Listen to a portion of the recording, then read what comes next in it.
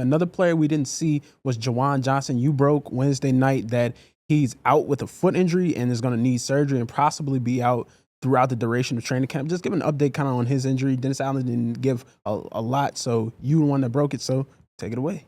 Yeah, I mean, I don't know when this actually happened. You know, he was fine at OTAs the last time we saw him, and then he wasn't fine for minicamp. It sounds like that was the same timeline that DA had. Like he was not hurt, and then he was hurt. Yeah, DA said it wasn't one incident where he got hurt. It had been nagging at him, and they checked it out. Yeah, so something that just kind of progressively got to that situation. But yeah, he has a foot fracture. Is going to need surgery. It's going to keep him out for a while, like you said, in the training camp.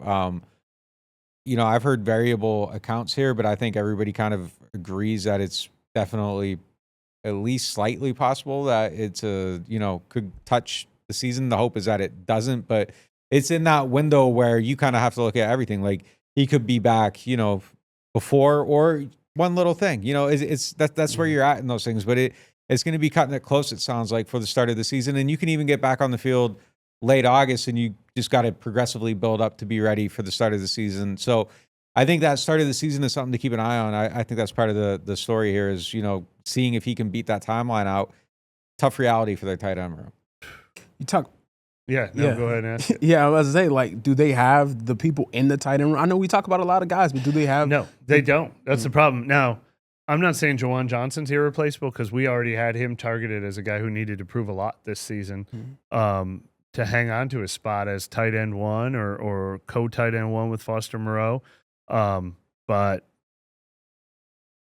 you take him out of the mix. Now Foster Moreau is tight end one. Taysom Hill is whatever he is. And these young guys we've been talking about standing out in camp, Michael Jacobson and Dallin Holker, what are they, tight end 2 and 3, 3 and 4? I mean, they obviously have to bring someone in, but I think anyone they bring in is going to look like a Nick Van Nett type. Like, I don't think all of a sudden they're going to bring in a real legitimate like stud tight end here.